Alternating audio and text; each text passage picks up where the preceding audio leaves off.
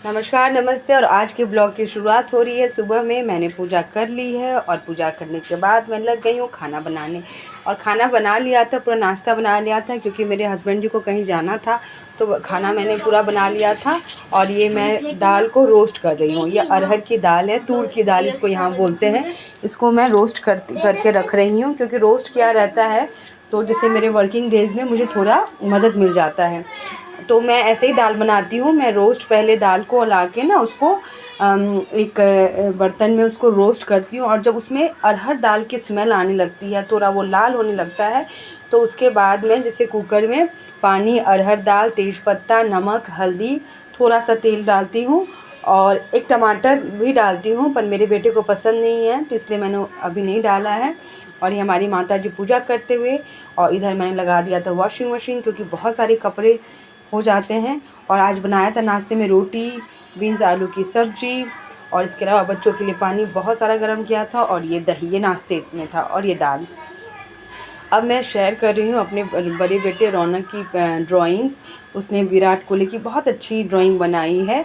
Drawing तो उसने बहुत सारी बनाई है, पर मैं सच पूछे किसी को नहीं जानती ये कौन से कैरेक्टर हैं। हम तो बनाते थे पहाड़, घर, नदियाँ, पोखर, तालाब।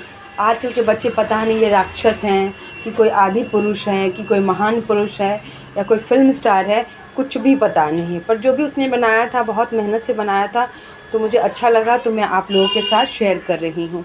आप लोग प्लीज़ बताइएगा कि उसकी ड्राइंग कैसी है। देखिए ये कौन है, मुझे भी नहीं पता। मैं तो बस सुपरमैन में एक क्रिश को जानती हूँ, हमारे ऋतिक रोशन जी को, और एक मैं रजनीकांत जी को भी सुपरमैन मानती हूँ क्योंकि मुझे लगता है कि एक रजनीकांत ही हैं जो दुनिया के सारे काम कर सकते हैं। और ये देखिए 9 आँखों वाला पता नहीं कौन है ये, जो भी है, पर बच्चे ने ड्राइंग अच्छी बनाई थी, तो मैं आप लोगों को दिखा रही हूँ। प्लीज़ कमेंट करके बताइएगा क्या आप किसी कैरेक्टर को पहचानते हैं, और ड्राइंग कैसी बनाई है मेरे बेटे ने, ज़रूर बताइएगा। और इसके बाद मेरे दोनों बच्चे वार्तालाप में लगे हुए, दोनों भाई, पता नहीं दोनों को क्या बातें रहती है, खूब बातें करते हैं। और ये माता जी कर रही हैं पूजा, और ये कर्पूर से माता रानी की आरती कर रही हैं। और इसके बाद देखिए कुकर में जब 2-3 सीटी लगी है तो दाल कुछ इस तरह था। इसको आप जीरा मिर्च के साथ इसको छौंक लगा के खाइएगा, अच्छा लगेगा। नमस्कार, प्रणाम, मैं मनी मिश्रा आप सबका हार्दिक स्वागत करती हूँ मेरे ब्लॉग में। और आज मैं बात करूँगी अपने बचपन की दुर्गा पूजा की। तो मैं ऐसे जन्म मेरा बिहार मिथिला में हुआ है, पर मैं पली बढ़ी बंगाल में हूँ। तो कोलकाता में पहले क्या होता था कि दुर्गा पूजा से लेकर छठ तक छुट्टी होती थी, तो हमारे पिताजी हमें पूरे 1 महीने के लिए गांव ले जाते थे। तो जब हम गांव जाते थे तो गांव में हमारा ऐसा कुछ नहीं है कि पंडाल बनता था या बहुत धूमधाम से दुर्गा पूजा होता था, ऐसा कुछ नहीं हमारे गांव में होता था। हमारे गांव में मनाते हैं काली पूजा, उसके बारे में मैं किसी और ब्लॉग में बात करूँगी। तो दुर्गा पूजा में लोग घरों में ही पूजा करते थे, पर गांव की पूजा शहर की पूजा से थोड़ी अलग होती है। हम सारी बहनें, जो भी हमारी चाची के बच्चे थे, हम लोग सब 3 बजे सुबह ही उठ जाते थे। और इसलिए नहीं उठते थे कि हमें पूजा करना होता था, इसलिए हम उठते थे कि हमें बहुत सारा फूल इकट्ठा करना होता था।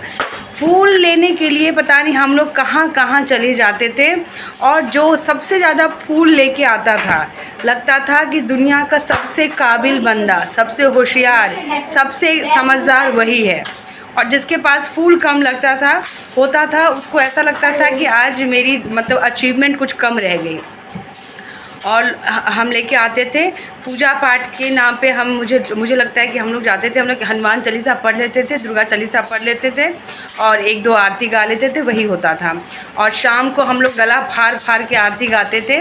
और इसके अलावा हमारे गांव के पास एक गांव है ना दुर्गौली, उसमें ना बहुत धूमधाम से दुर्गा पूजा बनता था, तो मनाते थे। तो हम लोग उस गांव, तो हम लड़कियां थी तो हमें अलाउ नहीं था कि हम उस गांव जाएं। हमारे भैया लोग जाते थे, हमारे चाचा लोग जाते थे, तो हमारे लिए कचरी, झिल्ली, मुढ़ी लेके आते थे। आप किसी भी ताज होटल में खा लो, किसी भी रेस्टोरेंट में खा लो, पर जो मज़ा गांव की उस कचरी, झिल्ली, मुढ़ी में है ना, वो मज़ा कहीं नहीं है। तो मुझे पूरा यकीन है कि आप लोग भी जो जहाँ होंगे कुछ ना कुछ तो गांव के मतलब वो कचरी झिल्ली मुरही की याद तो आप लोग को भी आती ही होगी। थैंक यू, धन्यवाद। और बहुत बहुत धन्यवाद मेरे चैनल को इतना प्यार और इतना स्नेह देने के लिए। इसी तरह देखते रहिए और सब्सक्राइब करना मत भूलिएगा। Thank you.